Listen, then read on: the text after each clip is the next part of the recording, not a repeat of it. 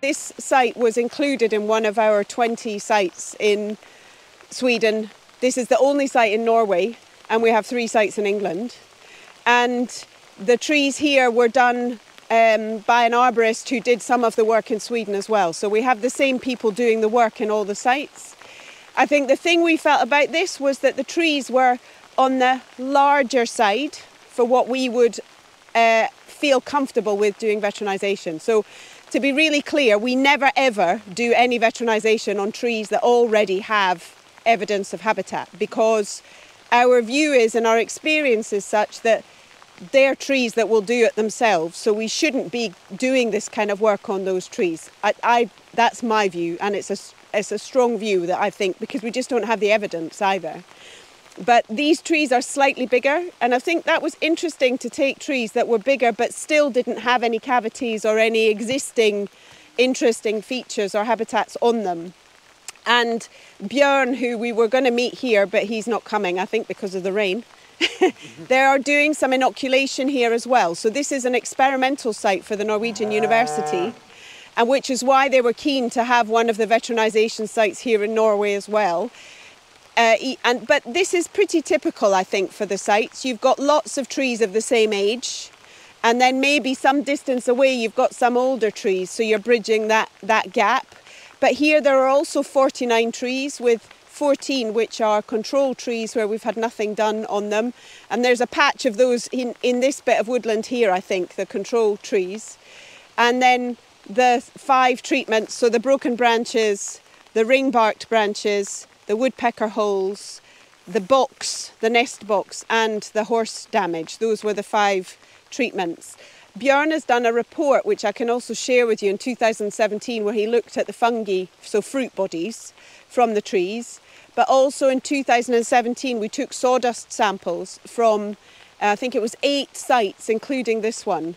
So we took sawdust samples to do metabarcoding, so DNA analysis of the fungi, and that paper's been published as well. So we found that there were differences. We took the samples from the horse damage, from the woodpecker hole, and from the nest box, and from controls on 8 sites. And we found statistical differences between the control trees and the treated trees, and there was a difference between the horse damage and the cavity creation. But most of the species were the ascomycetes, so it wasn't the big fungi, the kind of the heartwood decayers that we had hoped, which was interesting in its own right. But we had 300 different species from a single tree. And that was also something that was completely new to us at that time. So there's a lot of metabarcoding going on now with fungi in particular, but at that time no one had looked at oaks that in essence don't look especially interesting, yet they have this whole, huge numbers of species that are in there. Added to that, the most common species was only a species that's only recently been found in Norway. So that was the most common species that we found on all sites in Sweden and in Norway. So I think one of the other things about this veteranization project is that the objective was to be creating habitats and to see what comes, particularly for saprosylic beetles and fungi. But there's been other things that we've learned. So, for example, mortality rates in trees of this size in a wood pasture situation. We have lots of data from forestry, but very little about mortality rates in a wood pasture. So that's something that we're collecting. Then this kind of, the German guy talks about the hidden life of trees, Peter Vollen, whatever he's called. Yeah, but actually, some of the work that we've done really does show that there's a hidden flora or fungal flora inside the trees that we know nothing about. What are they doing there? Are they just sitting there doing nothing? I'm not sure, maybe. And what we also see, and I guess this would suggest that the species are latent, so they're kind of lying there waiting in the plant, was because we had about 100-fold more DNA from the trees that we'd done veteranization with. We did pick up about 7 species which were the basidiomycetes, so the wood decay fungi, one of which is very rare in Sweden, which I don't remember the name in my head, but I can check when I've got my computer back at our house tonight. And I guess that's just the sort of, the summary idea of this was to find out, particularly saprosylic beetles was what we were interested in. But in 2014, we also did window trapping on these sites. We looked at the woodpecker hole, the nest box and controls. So we just did those 3. But I think we took data from 16 of our 20 sites. The reasons the other ones weren't done was just finances.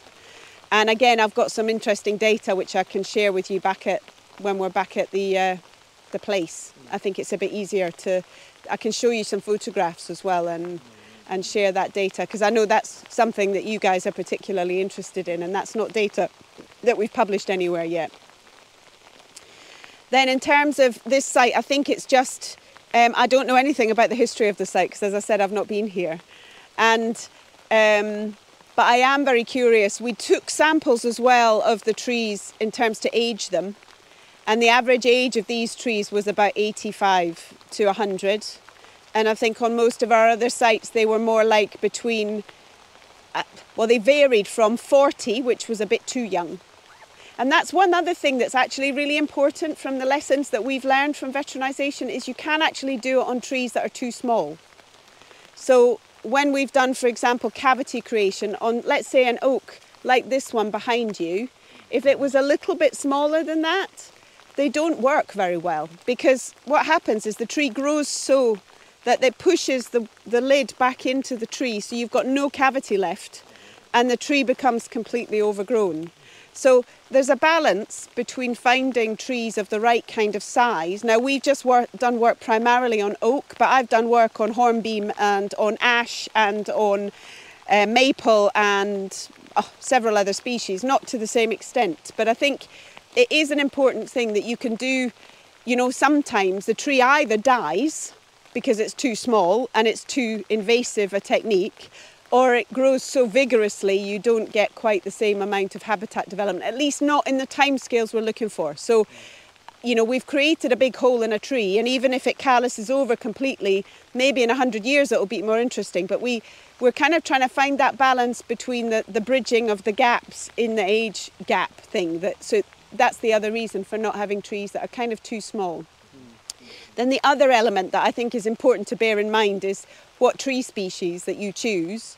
And if we call them the trivial species, so the birch, alder, so Alnus, betula, they're species that actually become hollow quite quickly themselves. So within about 60 to 80 years, they're often hollow.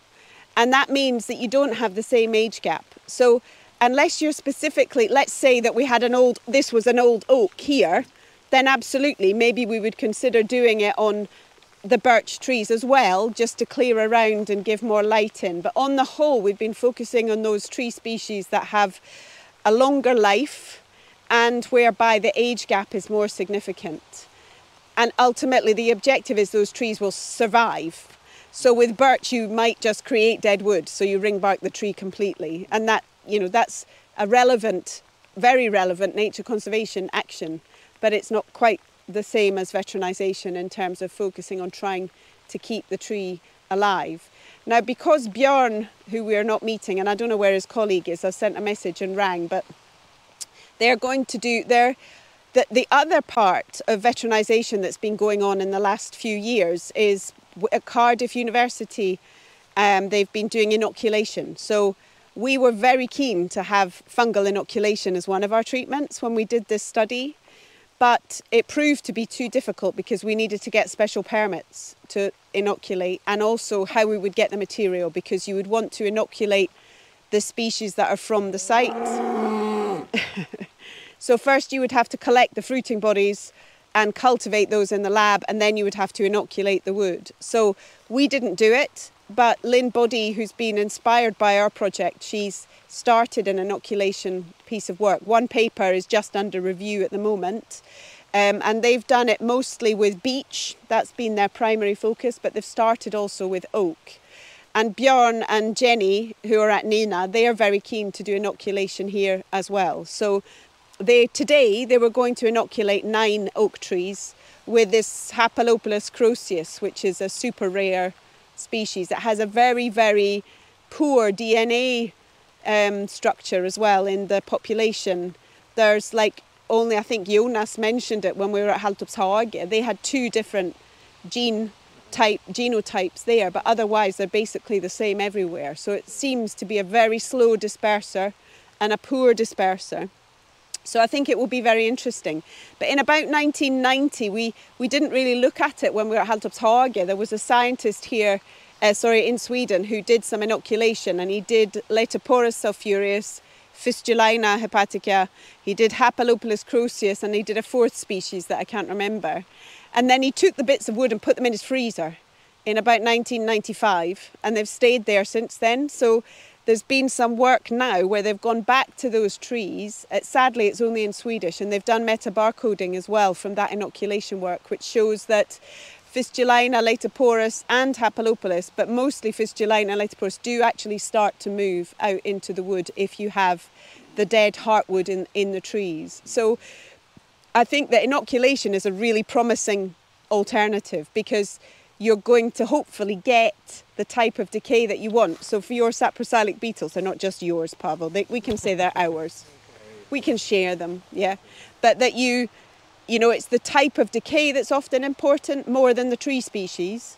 So that you have the brown decay from the Letoporus or Fistulina if it's oak species, but you can also get brown decay in ash, and the species still is found there. So they're less worried about the actual tree species and more about the quality and the quantity of the decaying wood for many of the species. So I think what I'd really like to do with Lynn and with Björn, and Björn wanted to inoculate some of the horse damaged trees here, but I didn't really want him to do that, because what I'd like him to do instead is to do other trees that have horse damage and inoculate those, because otherwise it kind of messes up our experiment. But the control trees would still be here, so that would be very possible for him to do. So I hope that's what he's doing, that he's choosing 9 new trees to do the inoculation on.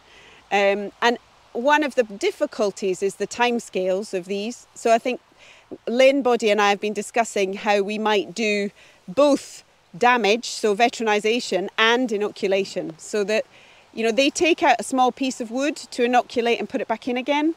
But I think it would be really interesting to really try some of our bigger cavities and putting inoculated wood inside those cavities and then see what happens. They've had terrible trouble with, what are they called? Woodlice, eating the mycelium. So they've put these inoculated with rare species like the Harassium species, you know, on the beach. What's it called? It's called hedgehog fungus here, or in Sweden, and in England too. It's a beautiful tag swamp. The mycelium was completely eaten by all of the woodlice.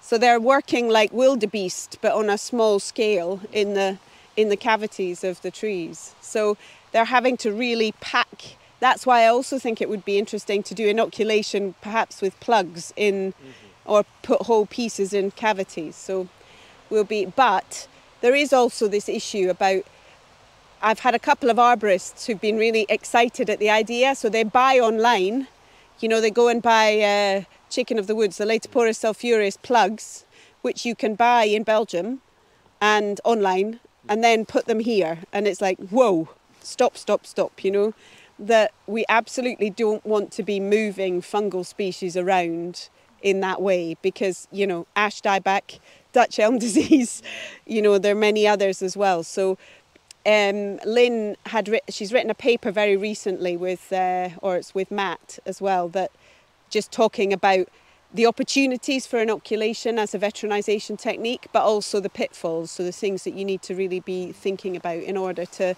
ensure that it can be done properly and also give us the results that we would be interested in. And I think the boxes, you know, the boxes that you've seen with the material inside, I think it's something that Jonas and Niklas Jansson, who's been doing most of the research, is keen to do as well, is to get some pieces of inoculated wood and put them in those boxes to try and get the brown rot species, because they've managed very well to get the white rot species, but that's the 70% that Jonas was talking about, but not so well on the brown rot species.